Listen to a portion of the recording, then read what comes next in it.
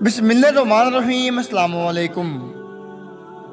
घर का राशन ख़त्म होने को है, कल भी दोनों खाली हाथ घर लौटी हैं, ये कहकर कि कोई काम धंधा नहीं चल रहा। अल्लाह खैर ही करे अब तो, वरना जिस किस्म के हालात चल रहे हैं मुझे तो लगता है कि जल्द हमें लोगों के सामने हाथ फैलाने होंगे। नजमा भाभी दाल में से कंकर चुनते हुए मुसलसल बोले जा रही थी। अरे भाभी, ये तो अल्लाह का शुक्र अदा करे कि घर अपना है। ससुर जी जाते जाते इतना एहसान कर ही गए कि ये 5 मरले का घर लेकर इसमें ये 3 कमरे डाल लिए, वरना यकीन करें आज तो हम सड़क पर होते। नबीला भाभी ने भी बर्तन धोते हुए कलाम में अपना हिस्सा डाला था। रहमत बीबी ने उन दोनों को तंदूरी से घूरा था, मगर वहाँ परवाह किसे थी? कौन सा उन दोनों में से किसी एक को भी सांस से डर लगता जो वो उनके घूर कर देखने से खामोश हो जाती। खाक एहसान कर गए, कौन सा एहसान, कहाँ का एहसान, बल्कि दिया ही क्या है ससुर जी ने अपने बच्चों को, सिर्फ ये 3 कमरों पर मुश्तमिल घर। बीबी, सिर्फ घर ही जरूरी नहीं होता, जिंदा रहने के लिए मजीद 100 चीज़ों की ज़रूरत होती है जिनके लिए पैसे चाहिए होती हैं।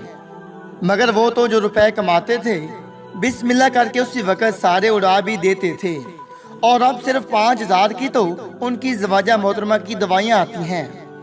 नजमा बाजी ने एक नज़र अम्मा जी को देखते हुए फिर से जहर खुंदा लहजे में कहा था।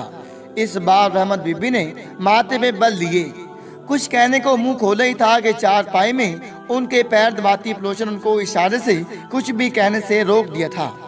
अब अल्लाह ही हाफिज़ है हमारा, तो कल तो बच्चों के ट्यूशन और फीस की तारीख भी है, कहीं उनको भी घर वापस ना भेज दें। स्कूल से कि जाओ और फीस के पैसे लेकर आओ। बर्तन सारे धुल गए थे जब नबीला ने एक आखिरी लुकमा दिया था और फिर दुपट्टे से हाथ पोंछती अपने कमरे में चली गई थी। गुस्से से सर झटकते हुए नजमा ने भी दाल की प्लेट हाथ में उठाई थी और किचन की जानिब बढ़ गई थी। अम्मा, मैं सोच रही हूँ कि कोई नौकरी शुरू कर लूँ, मैं भी कम से कम आपकी दवाइयों की तो पैसे दे सकूंगी, वरना भाभी का रवैया तो दिन ब दिन बिगड़ता जा रहा है। आसमान को घूरते हुए पलोशन ने खोए खोए से लहजे में कहा था, नहीं, तुम क्यों नौकरी करोगी? औरत को अल्लाह ने पर्दे में और घर पर रहने का हुक्म दिया है, और कमाने के लिए 2-2 मर्द है ना घर पर, तुम्हें कहीं भी जाने की कोई जरूरत नहीं है। और खूब जानती हूँ रियाज और फयाज दोनों अपनी बीवियों को अच्छे खासे पैसे देती हैं। अब देखना, कल स्कूल ट्यूशन की फीसों के पैसे भी निकल आएंगे और राशन के भी, मगर मेरी दोनों बहुओं के पेट में दर्द सिर्फ इन 5000 रुपयों की वजह से होता है जो मेरे अपने बेटे मुझे देते हैं। अरे गजब खुदा का, आजकल की औरतों को हो क्या गया है? क्या है कि इंसान अपनी माँ को भी पैसे नहीं दे सकता? यकीनन दे सकता है। उस माँ को पैसे जिसने उसे 9 महीने अपनी कोख में पाला।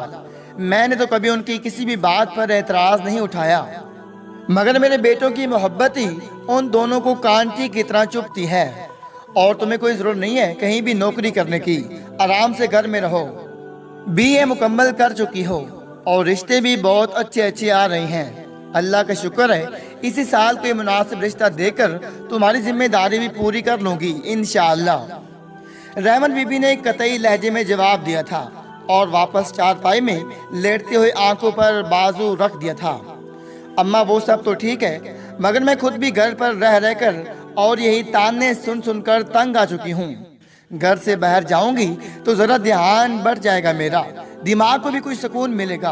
अब की बार उसकी बात किसी हद तक माँ जी को भी दुरुस्त भी लगी थी कि उनकी दोनों बहुएं उनकी बेटी को और साथ ही साथ उनको भी ताने देने का कोई मौका हाथ से नहीं जाने देती थी। अच्छा चलो ठीक है, मगर मेरा फैसला आखिरी फैसला नहीं है। तुम्हारे भाई आएंगे तो उनसे भी बात कर लेना, फिर होगा वही जो वो दोनों चाहेंगे। अम्मा जी ने जवाब दिया था, जिससे पलोशन ने मुस्कुराते हुए इस बात में सर हिलाया था, क्योंकि वो जानती थी कि माँ जी खुद मान गई हैं तो अब वो लाजमी अपने बेटों को भी मना ही लेंगी। अरे अब क्या घर की औरतें कमाने निकलेंगी? ना बाबा ना, रियाज उसको फौरन इनकार कर दें। आजकल हालात बड़े ही खराब हैं, शादी की उम्र उसकी जवान लड़की है, कल को कोई ऊंच नीच होगी तो इससे शादी कौन करेगा फिर? वो सब रात के खाने के लिए बैठे थे। रियाज और फयाज भी दोनों दुकान से आ चुके थे जब पलोशन ने नौकरी की बात की थी, और उसके बात करने की देर थी कि दोनों भाभीियों ने اعتراضات کے پہاڑ اٹھا دیے تھے۔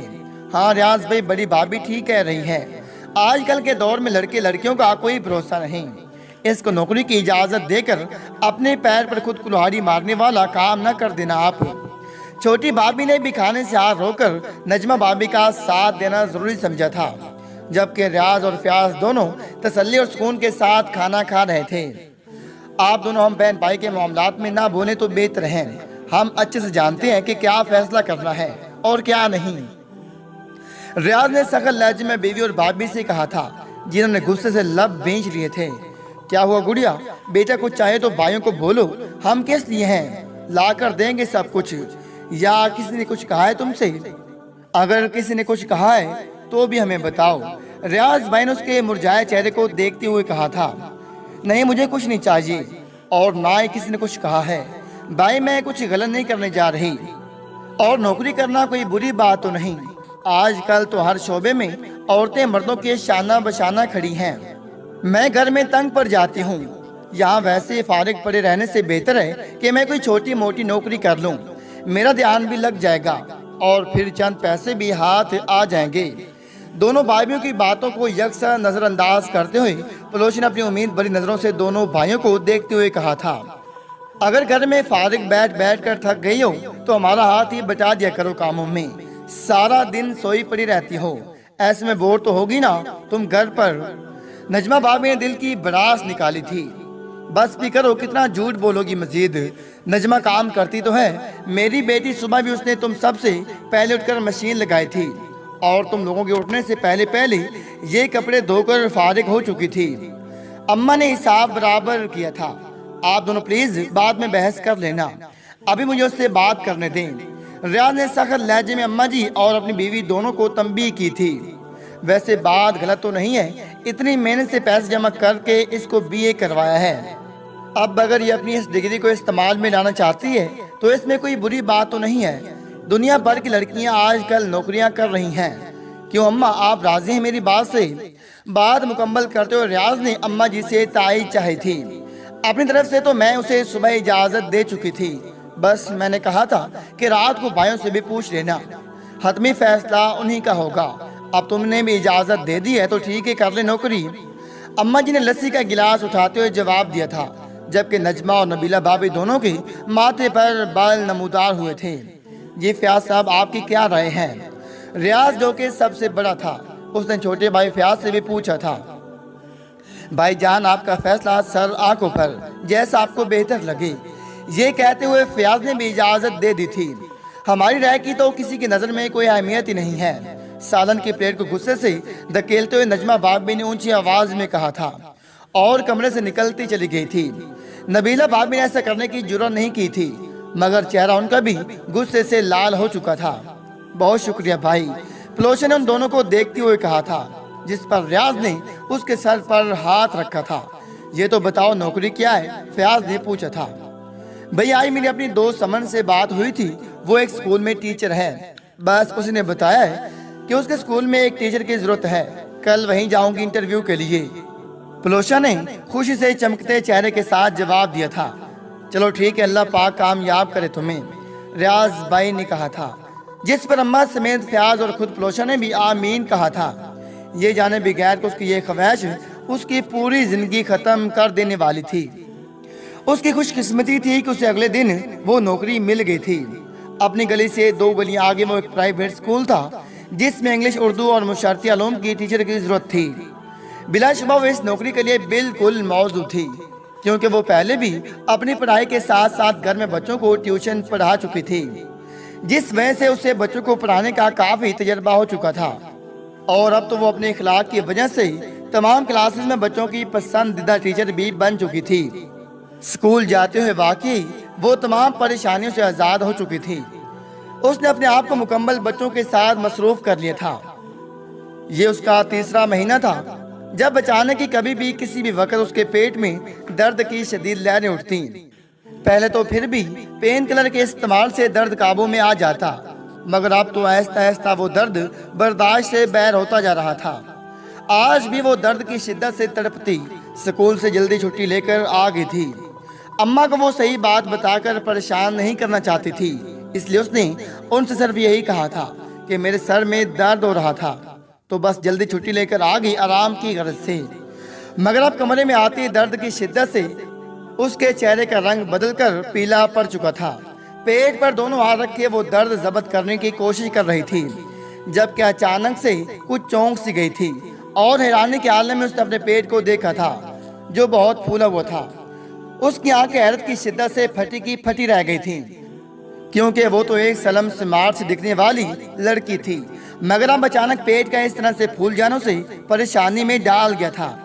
حالانکہ وہ کچھ دنوں سے اس بات کو محسوس بھی کر رہی تھی کہ اس کا پیٹ پھولتا جا رہا ہے، مگر اس نے یہی سوچا تھا کہ شاید سٹاف روم میں باقی ٹیچرز کے ساتھ بیٹھ کر گپ شپ کے دوران معمول سے زیادہ کھانا کھانے کا نتیجہ ہے، مگر اب اس وقت خود کو غور سے دیکھنا اسے پریشانی میں ڈال گیا تھا۔ کیا کروں، اماں کو بتاؤں؟ اس نے اس طرح پریشانی کے عالم میں سوچا تھا۔ نہیں، پہلے ہی بھائی کی کمائی میں سے بامشکل ان کی دوائیوں کا خرچہ پورا ہوتا ہے، میں بھی اپنی تکلیف کا بتاؤں گی تو اماں تو اور پریشان ہو جائے گی۔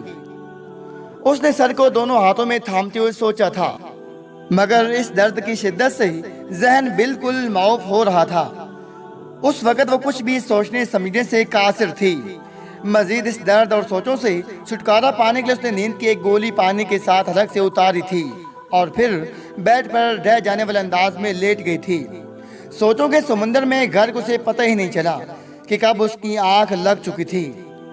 یہ اس پر آنے والی قیامت کا ایک چھوٹا سا اشارہ تھا جو آگے جا کر اس کی زندگی یہاں تک کہ اس کا سب کچھ چھیننے والا تھا۔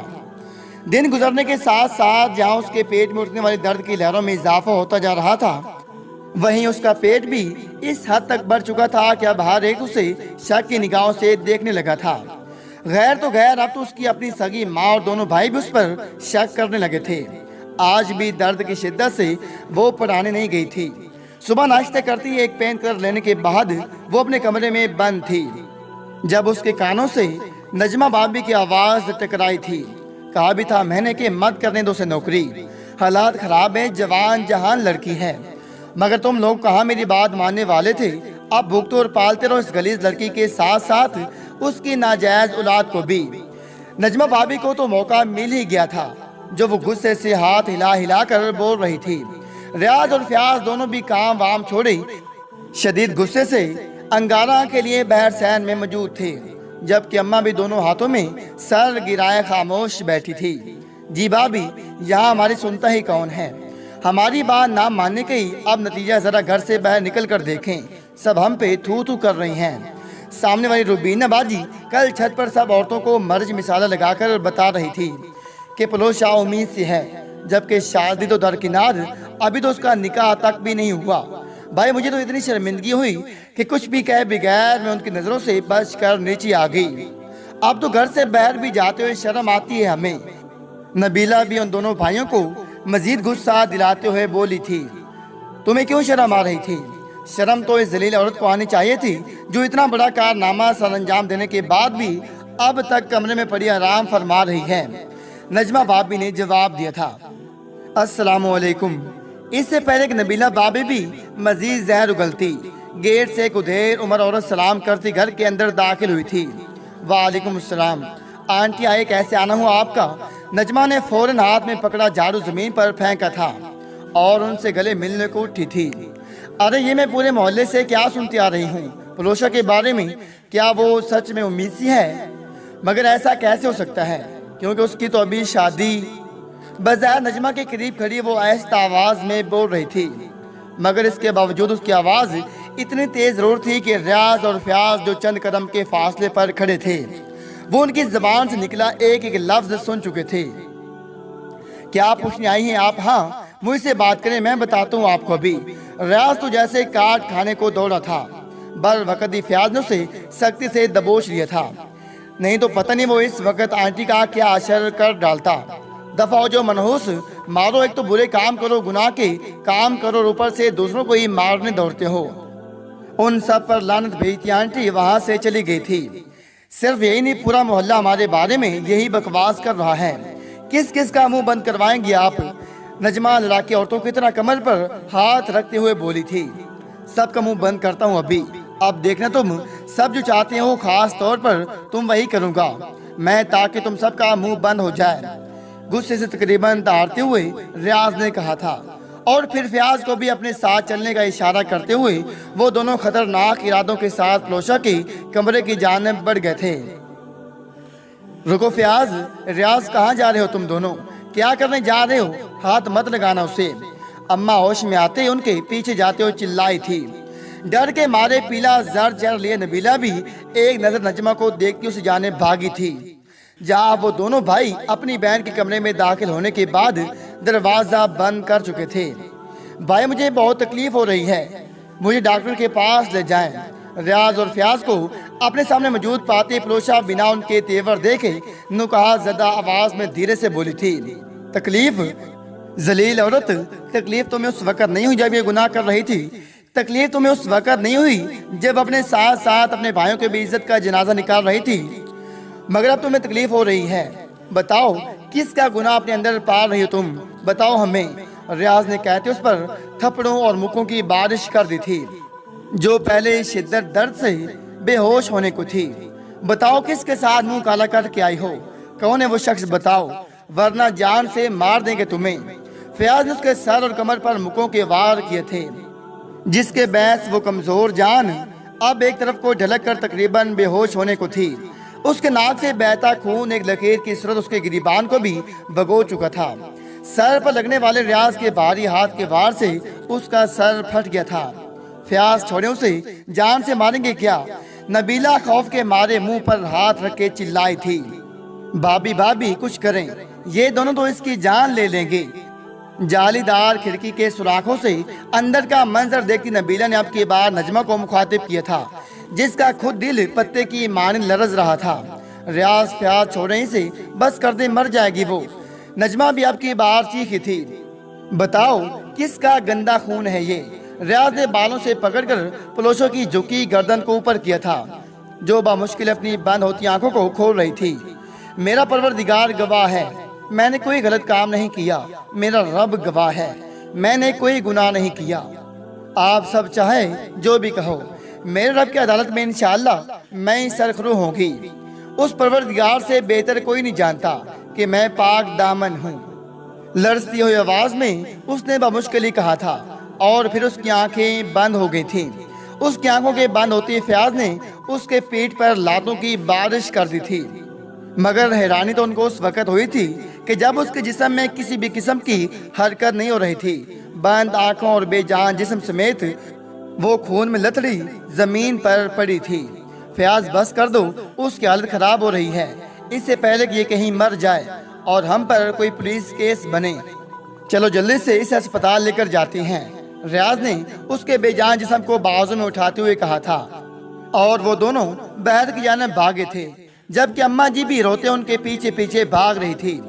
अस्पताल के इमरजेंसी वार्ड में उनके पहुंचते तमाम डॉक्टर्स ने उनको घेर लिया था, जो खून में लतरे हुए वजूद को लिए चीखते हुए अंदर दाखिल हो रहे थे। पलोशा को स्ट्रेचर पर डालकर फौरन ऑपरेशन थिएटर ले जाया गया था। तकरीबन 5 मिनट बाद एक डॉक्टर गुस्से से उनके पास आया था। क्या किया आप लोगों ने इस लड़के के साथ, बताएं, और कैसे जाहिल लोग हैं जो इस बेचारी को इतनी नाजुक हालत में भी इतना मारा पीटा है?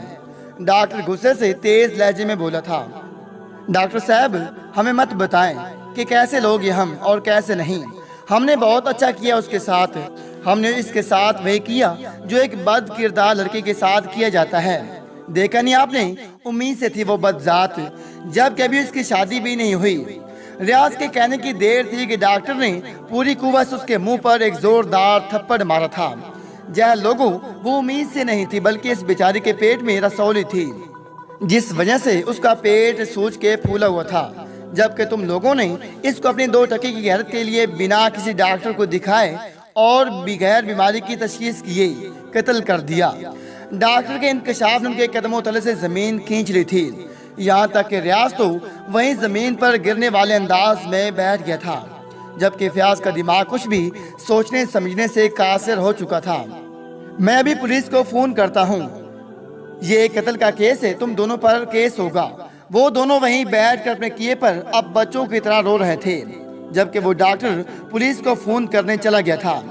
5 سال گزرنے کے بعد آج بھی ایک بھائی جیل کی سلاخوں کے پیچھے قید اپنی معصوم بہن کی ناجائز موت پر چیخ چیخ کر روتا رہتا ہے۔ یہاں تک کہ کبھی کبھی تو پولیس کو بھی اس بیچارے پر ترس آنے لگتا ہے، جبکہ بڑے بھائی ریاض کو جس دن اسپتال میں سچائی کا علم ہوا تھا اسی دن وہ پاگل ہو گیا تھا۔ ایک بھائی کو جیل جبکہ دوسرے بھائی کو پاگل خانے بھیج دیا گیا تھا، جہاں آج بھی وہ روتے ہوئے ایک ہی بات کرتا ہے، مجھے مارو، میں قاتل ہوں اپنی بہن کا، مجھے جان سے مارو، میں قاتل ہوں اپنی بہن کا۔ یہاں تک کہ کئی بار تو وہ خود کو مارنے کی بھی کوشش کر چکا ہے، جس کے بعد وہاں کی انتظامیہ نے اسے زنجیروں سے باندھ دیا تھا۔ دوستو، جب بیٹیاں بڑی ہو جائیں تو شک کی دیوار اونچی کرنے کی بجائے انہیں اعتماد میں لیں، سخت الفاظ اور سخت رویے سے انہیں موت کی گھاٹ اتارنے کے بجائے پیار اور محبت سے ان کی پرورش کریں۔